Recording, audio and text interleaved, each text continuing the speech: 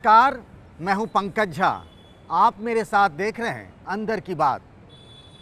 आज मैं कुछ आपसे ख़ास कहने आया, आपसे निवेदन करने आया। एक तरीके से आप इसे मेरी अपील भी समझ सकते हैं। बात ही कुछ ऐसी है, मुझे लगा बेहद ज़रूरी है और आपसे ये कह लेना चाहिए। बिहार और यूपी यानी हिंदी पट्टी के लोग राजनीति ओढ़ते और बिछाते हैं, ऐसा कहा जाता है और ये सच भी है। आप सब लोग मेरी इस बात से सहमत होंगे। बिहार और यूपी के हर गली, चौक, चौराहे और नुक्कड़ पे सवेरे से लेकर शाम तक जब भी बात होती है, राष्ट्रीय अंतर्राष्ट्रीय राजनीति की चर्चा हो जाती है। कहने वाले ये तक कहते हैं कि घर में भले ही एक दाना ना हो, लेकिन अमेरिका के राष्ट्रपति से लेकर उस इलाके के मुखिया और ग्राम प्रधान तक पे चर्चा हो जाती है। मतलब कुछ इस इलाके के लोगों की पसंद ही है राजनीति को लेकर के। राजनीति उनके खून में रची बसी है, ऐसा कहा जाता रहा है, ऐसा है भी। और लोग खुलकर अपनी बात करते हैं, रखते हैं। बिहार के लोग भी और यूपी के लोग भी किसी बात पे टाल मटोल नहीं करते हैं, कोई डिप्लोमेसी नहीं करते हैं, कुछ छुपाते नहीं हैं, सब कुछ सच सच बता देते हैं। और राजनीति की बड़ी ही बारीक समझ है उनको। हवा किधर बह रही है, किसकी है, सब उन्हें पता रहता है और याददाश्त भी गजब की है। अब चूंकि मैं रहने वाला बिहार का हूं और कई सालों तक यूपी में काम करने का मौका मिला, इसीलिए इन दोनों राज्यों के लोगों का पल्स जो है वो बखूबी समझता भी। आप सोच रहे हैं मैं क्या बातें कह रहा हूं। एक ऐसी घटना हो गई है जिसने मुझे अंदर से झकझोर कर रख दिया है। शायद आप में से कुछ लोगों ने उसके बारे में पढ़ा होगा या कहीं किसी से सुन लिया होगा, लेकिन मुझे लगता है बहुत सारे लोगों को नहीं पता होगा। और जिन लोगों को नहीं पता है उनके लिए ख़ास तौर से, और जिन लोगों को पता है वो भी जान लें कि आखिर ऐसा हुआ है तो हमें क्या करना चाहिए और क्या नहीं करना चाहिए। हम अब सीधे सीधे असली पॉइंट पर आ जाते हैं। बात पते की यानी मुद्दे की हम करना चाहते हैं। यूपी में एक इलाका है मिर्ज़ापुर, उसी में विंध्याचल एक इलाका है जहाँ पर माँ विंध्यवासिनी की मंदिर है। बहुत लोग वहाँ जाते हैं, श्रद्धा से सर झुकाते हैं। उसी इलाके की घटना हमने पढ़ी, फिर उसके बाद हमने वहाँ के लोगों से बातचीत कर पूरी असलियत जानने की कोशिश भी की। वहाँ हुआ यूँ कि बलेरो में सवार 5 लोग थे जो शादी से लौट रहे थे और उसमें सभी दूल्हे के रिश्तेदार थे। बात राजनीतिक शुरू हुई। चर्चा प्रधानमंत्री नरेंद्र मोदी से लेकर यूपी के मुख्यमंत्री योगी आदित्यनाथ तक की हुई और इसी में चर्चा होते होते बहस गर्म होने लगी। आपस में ये तक हुआ कि मैं तुम्हें देख लूँगा, मैं तुम्हें देख लूँगा। ऐसा होता भी रहा है इससे पहले।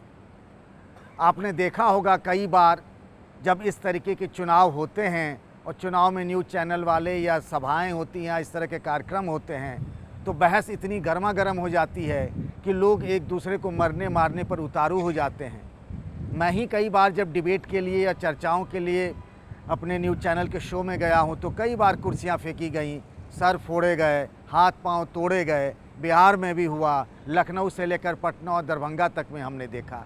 आप ऐसे वायरल वीडियो कई बार देखते होंगे कि स्टूडियो में जब डिबेट होते हैं कैसे लोग एक दूसरे को थप्पड़ मार देते हैं, कोई किसी पर गिलास का पानी फेंक देता है, गाली गलौज हो जाती है। अगर कैमरे ना हो तो लोग एक दूसरे को गुत्थम गुत्था कर दें, और अगर किसी के पास हथियार हो तो गोली भी चला दें। ये नौबत है, और ये नौबत स्टूडियो से लेकर सड़क तक पर है। ये कोई आज की बात नहीं, इससे पहले भी होती रही है, लेकिन आजकल हालात और ख़राब हो गए। लोगों का धैर्य खत्म हो गया है। लोग दूसरे की सुनना नहीं चाहते, अपनी कहना चाहते हैं। ये बदलता हुआ ट्रेंड है। खैर, हम वापस लौटते हैं उस विंध्याचल की उस घटना पर, जिसके बारे में मैं आपको बताना चाहता हूँ और फिर उसके बाद बताऊँगा कि क्या करें ना क्या करें। तो एक शादी थी, दूल्हे के रिश्तेदारों को लेकर बलेरो गाड़ी पर एक ड्राइवर लेके निकला। 5 लोग गाड़ी में सवार थे। 4 लोगों को एक ही घर पे उतरना था, उनको उतार दिया और बहस जो हुई वो ड्राइवर और उन 5 लोगों में हुई। ये 5 लोग जो थे वो मोदी और योगी के प्रशंसक थे। उनकी तारीफ़ कर रहे थे कि प्रधानमंत्री मोदी जो देश में काम कर रहे हैं वो बहुत अच्छा कर रहे हैं। योगी आदित्यनाथ ने के बारे में वो कह रहे थे कि यूपी में जब से योगी जी की सरकार आई है बहुत अच्छा है, कानून व्यवस्था बहुत अच्छी है। जो ड्राइवर थे वो अलग विचार के थे, अलग मत के थे। वो अपनी बात कह रहे थे कि भाई जो हुआ है वो ख़राब हुआ है, ये लोग कुछ नहीं करते हैं, ये भावनाएं भड़काते हैं। अब उसकी अपनी दलील थी कि आज का राजनीतिक माहौल क्या है। खैर, इस तरह की बहसें होती रहती, हम और आप भी जब बैठते हैं तो ये सब चर्चा होती है। लेकिन उस दिन बात कुछ और ही हो गई थी। चर्चा के बाद जो हुआ तो मैंने कहा कि 4 लोगों को एक ही घर पे उतार दिया, और जिससे सबसे ज़्यादा गर्मा गर्म बहस हुई थी वो किसी और घर पे रहते थे। वहाँ पर पहुँची गाड़ी बलेरो, उनको वो उतारा, और उतारने के बाद ड्राइवर ने टोका और दोनों के बीच में फिर झगड़ा शुरू हो गया। थोड़ी देर बाद में झगड़े के बाद में वो जाने लगे, दूल्हे के जो रिश्तेदार थे, तो ड्राइवर ने अपनी बलेरो गाड़ी उन पर चढ़ा दी और उनको रौंद दिया। उनकी मौके पर ही मौत हो गई। अब ये हुआ क्यों? अब मैं ये भी बता दूं, संयोग था ये कि जो ड्राइवर थे वो मुस्लिम बिरादरी के थे और जो ये दूल्हे का परिवार था वो हिंदू समाज का। दोनों के बीच में झगड़ा इसी बात पर हो गया कि आज की सरकार जो है डबल इंजन की अच्छी है या ख़राब है। बहस होती है, होनी भी चाहिए, लोकतंत्र में सबको अपनी अपनी बात कहने का अधिकार है।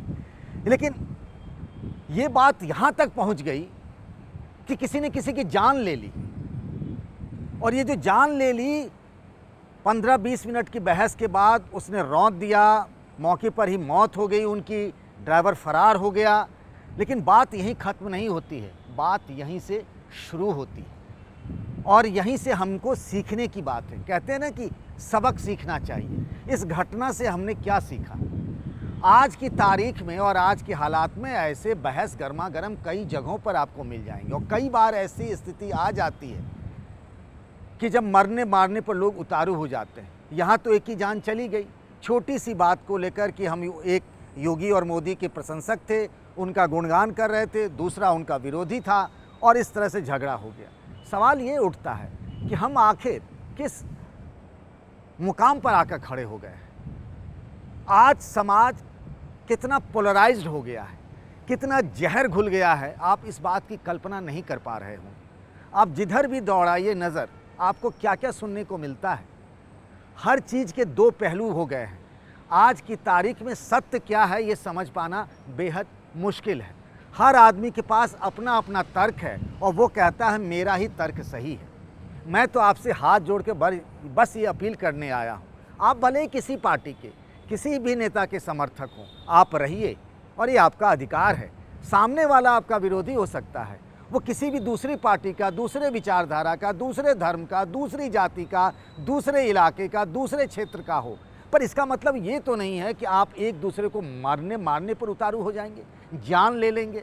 ना भैया, हाथ जोड़ कर अपील है, ऐसा मत करिए।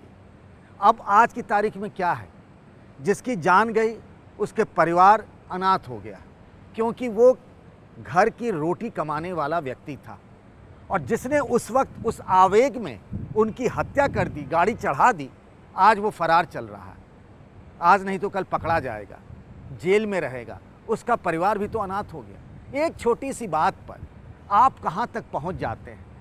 तो ये जो समाज का एक परिवेश हो गया है, आज का माहौल हो गया है, उन सब चीज़ों को देखते समझते हुए फिर से लोकसभा चुनाव आ रहा है 2024 का, फिर से बहुत सारी बातें कही जाएंगी, नेता बताएंगे, सुनाएंगे, दिखाएंगे, हर पार्टी का अपना ढोल होगा, राग होगा। आप जाइए, बूथ पर वोट डालिए, आपके मन में कोई बात है, बात कहिए, लेकिन बात सहजता से कहिए, मर्यादा से कहिए, गरिमा में रहिए, तो शायद सब कुछ ठीक रहेगा।